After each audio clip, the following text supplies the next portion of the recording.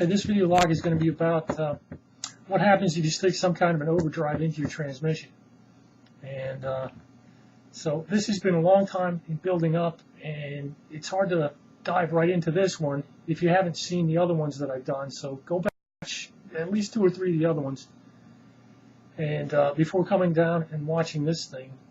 But this is going to be kind of crazy, and it's going to give you some weird results, and I want you to watch this one. I've had a couple of these where I said, hey, bottom line is it either doesn't work or it doesn't work this particular way, or it does work and this is this. This is one of these ones where you need to listen to the whole video. And typically I go to the Samba, but I'm not going to do that this time. In prep for this video, I went to the Samba and I posted some of the questions that I'm attempting to answer in this video. And I asked it of the cognoscenti over there, and there's this guy over in Europe who posts under the username of Alstrip. Good guy, very knowledgeable. And let me read real quick for him what he replied back to my post. He says, as for the OP's calculation with the power used versus the power needed, I really have no answer for this. I never looked at it that way. To an extent, he has a point. And the question that I posted back over there is, what is the power breakdown between power that goes out the tailpipe, power that goes to cooling, power that goes to friction? And what I mean by friction is anything that is not the other two pieces.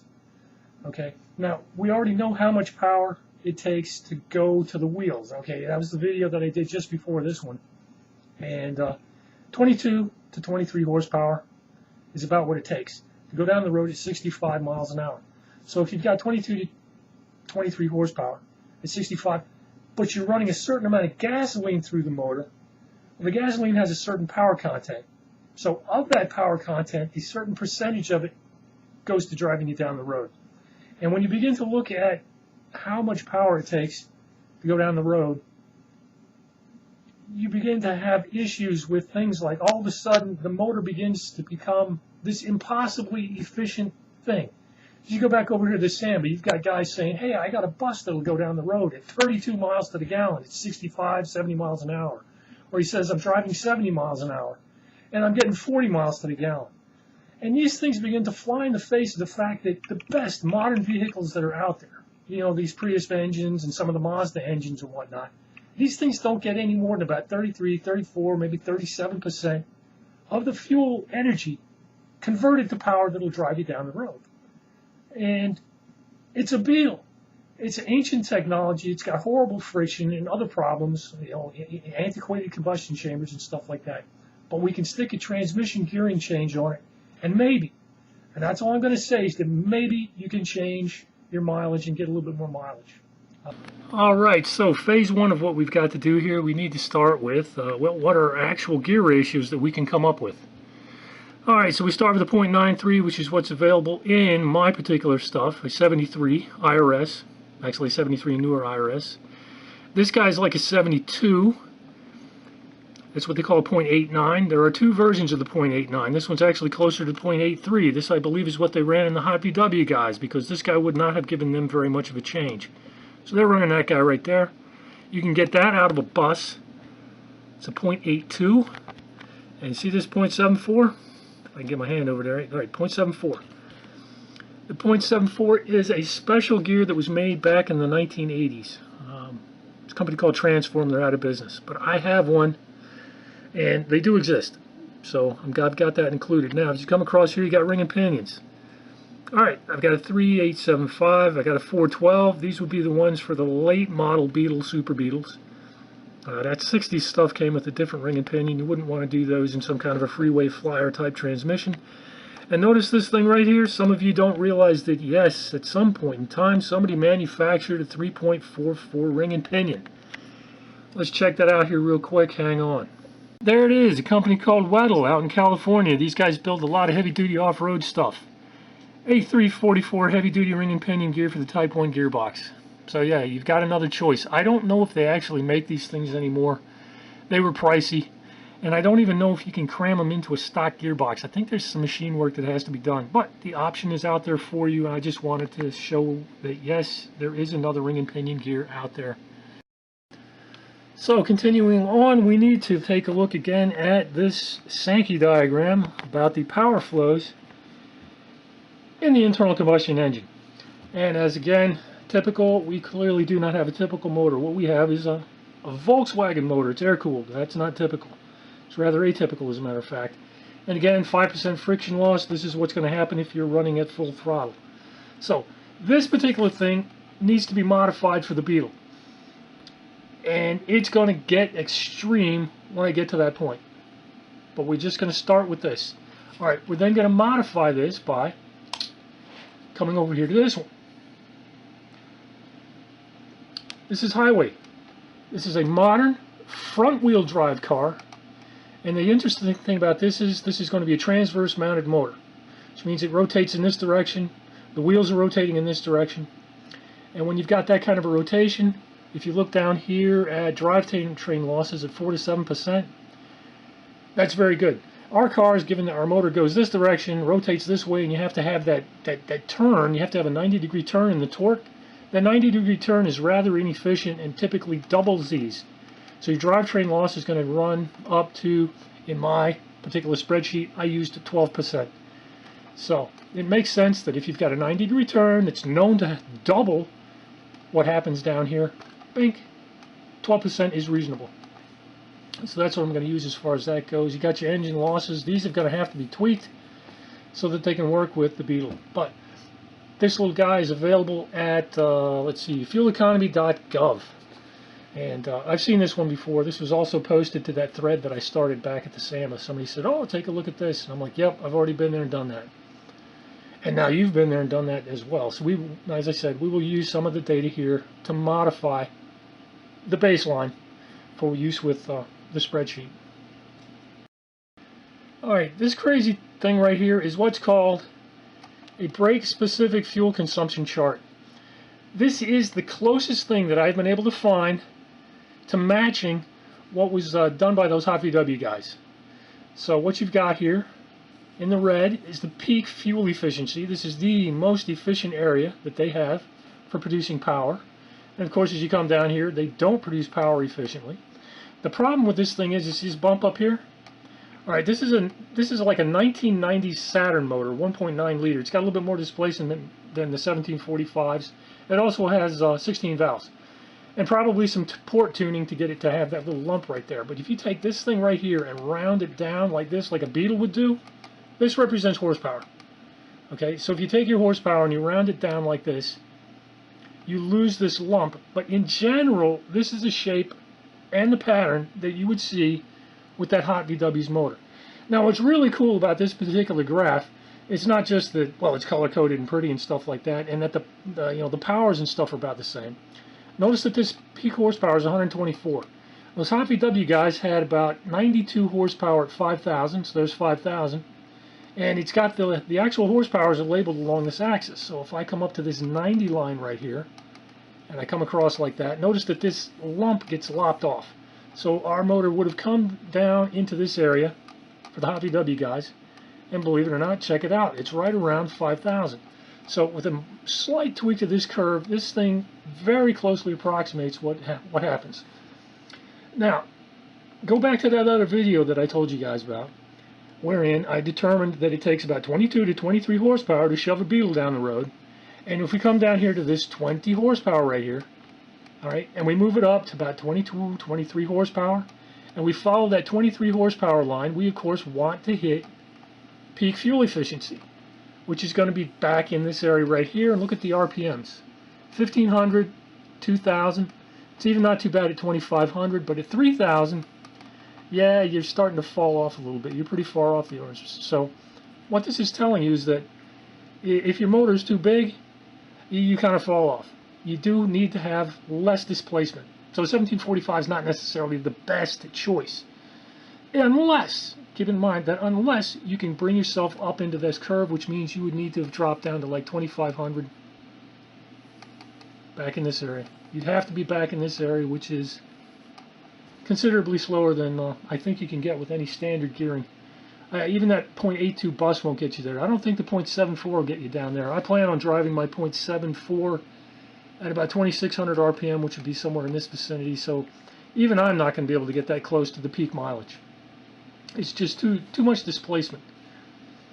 But like I said, this is a fantastic curve. They've got, I mean, this gives you basically how efficient your motor is with various values. And like I said, it's got the horsepower curves.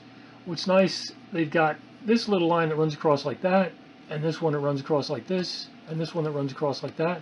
These represent a percent of throttle. This is like 25, 50, 75, and 100. So this is really a fantastic way of representing it. Just because you can slow the motor down doesn't necessarily mean that you're going to improve anything on your mileage. I mean, if you're in the orange, well, you're in the orange. If you're in the yellow, you're in the yellow. You can move it up and down 500 RPMs and you still stay in the yellow. It's not really going to help you out all that much. And I think that if we look at that 20-something horsepower right in here, this is where we would fall. So the slowdown isn't really going to do all that much for you. I think with the Volkswagen, these guys, they've got less friction than we do, so our motor is going to definitely have a certain skew to that side. But it's not going to help that much. Okay, so looking at a graph that isn't necessarily our motor, I mean, it gives you some idea of what to expect, and according to that graph, what we would expect is not a really big change. Now, I don't want to bias myself, and there are formulas that you can use to determine what happens as you move up and down through the power bands. Rather than just using a graph, as typical with my videos, I'm going to build a spreadsheet. So, this is my basic starting point. So what I've got is an estimate of 22.3 horsepower. I know the Hot VW guy's got 29.9 miles per gallon. I know how much fuel power there is inside the amount of gas that's being used at that. That works out to 97.4 horsepower. So out of the 97.4 horsepower, 22.3 goes to the wheels, which means the motor's 22.9% efficient.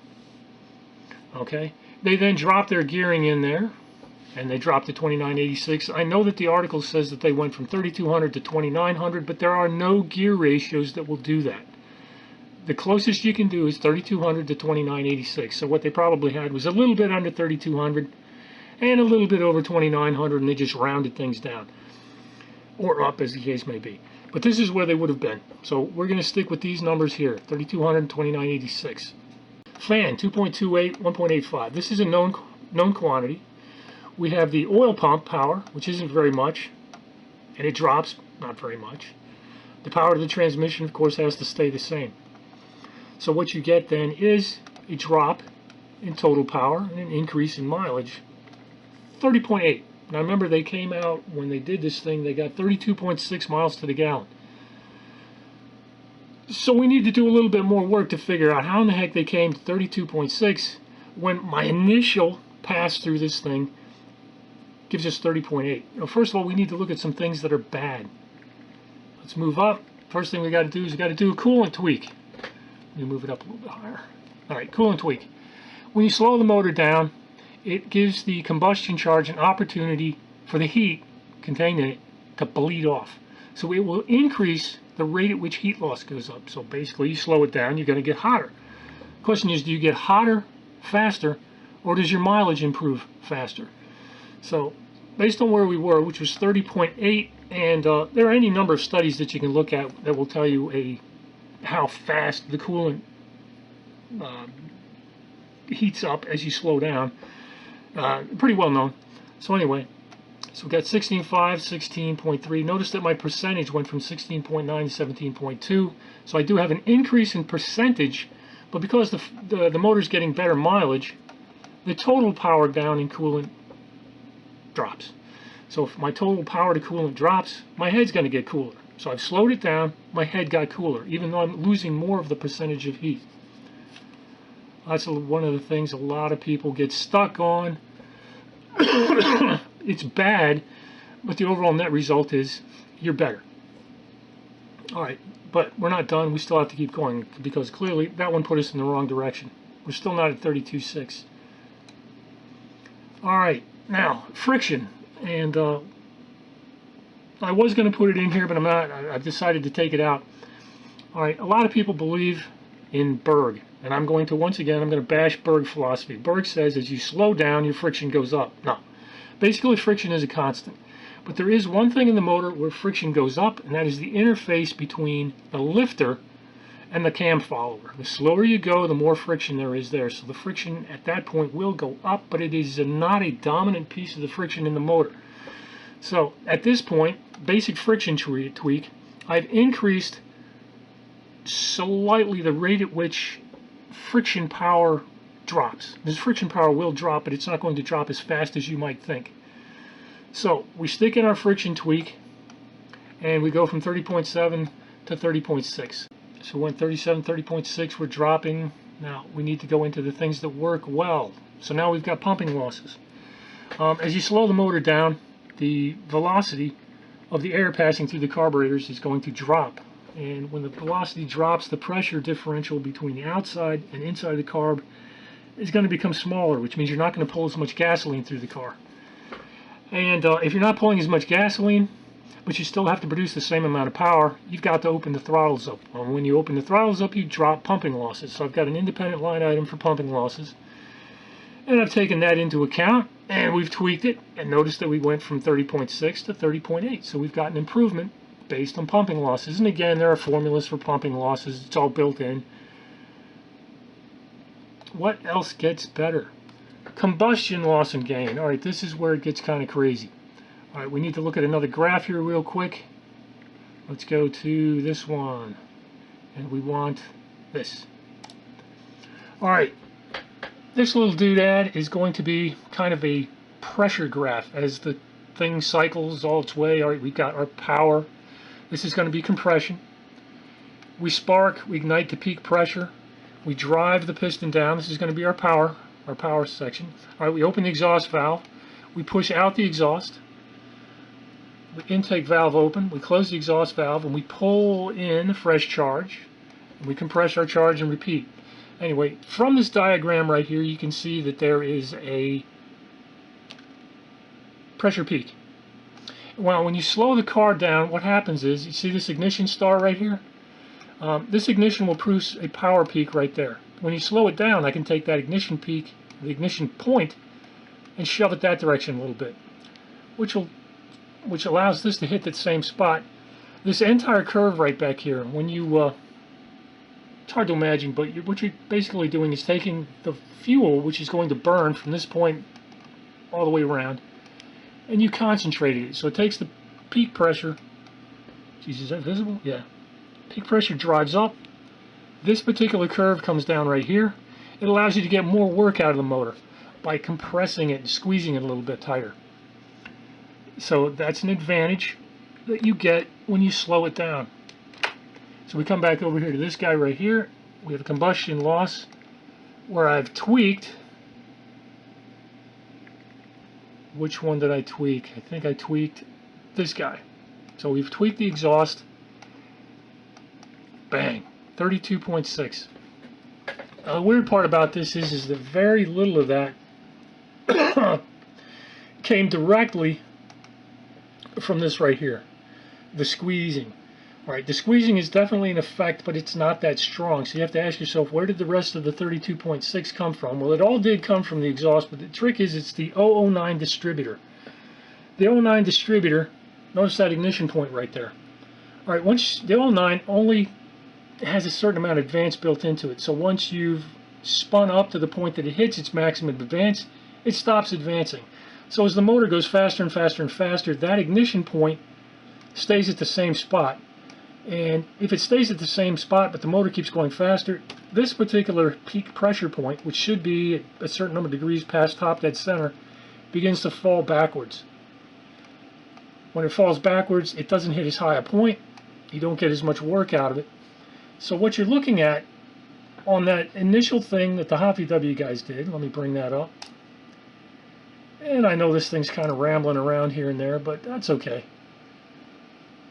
This is, again, the article that they had. They talk about what they did. Oh, where is it? We'll just do a little cutting and chopping here. What happened to our mileage? We're happy to see a healthy 9% increase. So they dropped this, the rotating speed of the motor dropped about 7%. It's a little bit less than 7%. They got a 9% improvement in mileage. 32.6. But if you come back over to my spreadsheet, let's go back there, 32.6. The bulk of that came from timing changes. This, 30.8, they went from 29.9 to 30.8, which is 0.9 miles per gallon. That's all they got from changing the gears. So it's kind of hard to believe that when they report that they got a 32.6 mile per gallon change by sticking that transmission in, it didn't come from the gearing changes. And I know a lot of you guys are going to be like, no, it had to come from the gearing changes. No, it did not. You got to come back over to this guy. It's not that guy. Where is it? You got to come back over to this. What you've done is moved around in your brake-specific fuel consumption. And unless you make a significant dent in that you've moved from, say, yellow to red, you just haven't made that big a difference. Now, some of the other funny things that I wanted you to look at in this thing right here was, all right, given that their car initially was not getting, you think 29.9 is good mileage, but it actually isn't. So I gave them a roughly 50% tailpipe. Notice that the cooling, 16.9%. That's significantly below the 30% that you would typically see over here. 30% to coolant. Oops, cut that one out. 30% to coolant, 16.5% to coolant. This is why I went to the sample. I was like, guys, what is the breakdown? And friction, 6.62%, which is fairly high, but not terrible. All right, these things are going to be hard, but in order for this entire thing to work its way out, because when you come up here to what they ultimately got, 32.6. Now, 25% efficiency. But you continue reading those high VW articles, they eventually got to, let me find it, they made some timing changes. They went to 32 degrees total advance. And they went to 32 degrees total advance, they got 34.95 or about 35 miles per gallon. So to get to 35 miles per gallon, more timing changes. In other words, all they've done at that particular point in time is 35. They kept it changing timing. So all of the timing altered the exhaust percentage. How much power went out the exhaust? And by the time you get to these things and you run it through 35, and then the final jump was they put a jet evator on there. Let's take a look at the jet evator. And with the jet evator, they got 38.5 miles per gallon. So you run down to this particular point, out the exhaust pipe, 39%, 8.25 to 1 compression is not all that good, so it doesn't allow you to go really, really good as far as keeping energy from going out the tailpipe. Coolant. Alright, as I said, when you slow down, your percentage of coolant goes up. So they're up to about 17% coolant. Friction loss, 8.2%. Not bad. Pumping losses, 3.4%. That's about right if you look at those other graphs. Fan power, 2.5%. Crazy. And oil pumping, almost non-existent, 0.2%. But lots of people on the SAMBA believe you can get to 40 miles per gallon, so let's project 40 miles per gallon. And what does it take to go to 40 miles per gallon? Well, there's really nothing left, again, except finding some way to burn the gas more efficiently. So you have to continue to improve your exhaust. So we're at 37.3. We're still at 17.2 out the coolant. Of course, these numbers are going to change a little tiny bit because we were able to reduce the amount of fuel that we've consumed. But what's important is you begin to look at the overall fuel efficiency. 30.6%. That's pretty much into miracle territory when you've got an old-fashioned motor like this. And boy, I tell you, a lot of people think you can do it. You think you can get to 40 miles per gallon at 65 miles an hour, but this is what you're up against right there. Is the total amount of energy that requires to be converted to motion starts to get really high. And in order for this to remain sane, you've got to have very little coolant loss. So it's one of the things that fell out of this thing while I was putting this together was like the only way this thing can possibly do what it does is if we lose very little heat to coolant, which means the heads, the internal portion of our combustion chamber, runs very hot. It's both good and bad. It allows us to make decent mileage. On the other hand, it does make your parts and components wear fast. I also said I would attempt to say what happens if we stick a different gear ratio in here. I believe, let me see, that this one, yes, this one right here is a 0.82, I think. So if we go from 3200 to 2733, we run through, and I think I left everything the same. Yes, this is a 0.82. So when you drop from whatever this one was, what was that? That was an 89 or an 88. This is an 88 to an 82 on the fourth gear. I'm projecting that you get a half a mile per gallon increase. But if you go to a 7.4, which is this guy over here, 2500 represents 65 miles an hour. There are some weird things that begin to happen, particularly pumping loss and fan losses, that these things really begin to dominate what happens, and it allows you to go to a massive 41.9. A very large increase in mileage at that point. So there are some really weird things that begin to happen when you really begin to slow the motor down. And of course that matches exactly what you see over here.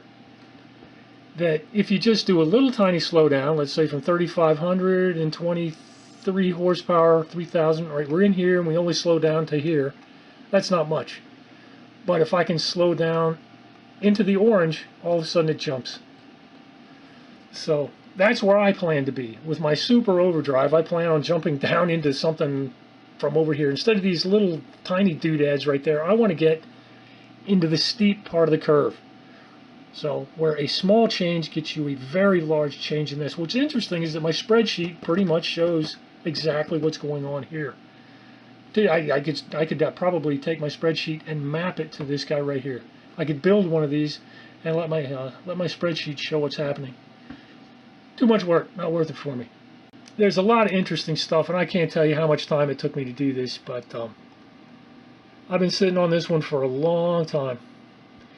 And there's more stuff going on in this spreadsheet than I've mentioned. It's really hard to explain everything that needs to be explained in like a 10, 20-minute video. So this one's really rambled on. It's going to ramble on a little bit more. And I didn't really even touch everything that people have concerns about. You know, it's like, well, you're going to overheat your car. Man, not necessarily, but I didn't really talk about it. I tried to stick to one thing. Is the transmission gearing ratio going to improve your mileage? Bottom line is, yes, it will absolutely improve your mileage. It's going to move you around that brake-specific fuel consumption curve, and you're going to drop friction. But a good portion of the mileage pickup comes from timing changes, change in fan power, and change in oil pump power. So there are other things that go on that happen. It's not just the change in friction that the motor has. So you drop down, you get better mileage. Some of it comes from that, some of it doesn't. Now, one of the other takeaways was that if you remember what I showed you, that when you go to the 8.2, you get a nice increase in mileage, but when you went to the 7.4, you got a really big increase in mileage. You've got to really move your RPMs around in order to move around that brake-specific fuel consumption curve. If you don't make a big change, you won't move very far. You don't get much of a mileage change, and I stand behind what I said. That gearing change that those Hobby W guys netted them a mile per gallon, 1 mile per gallon. All right, it's a fairly expensive thing to do. I mean, if you've got to buy a transmission, why not go for a freeway flyer? But if it's something that you're thinking about doing, your transmission works, and you're like, well, I'll throw a freeway flyer on there, I'll get 10 miles more per gallon. No, you won't. No, freeway flyer is not going to give you that much. I hate to say it, but no. It is another one of these things that is not a magic bullet. It's not going to necessarily go kaboom, you've got 10, extra 10. You went from 20 to 30. You went from 30 to 40. It's not going to work that way. Anyway, I've got to get on with life here. It's getting late in the day. I might actually take my beagle out for a ride today. Why don't you guys go do the same? I'll catch you later. Bye.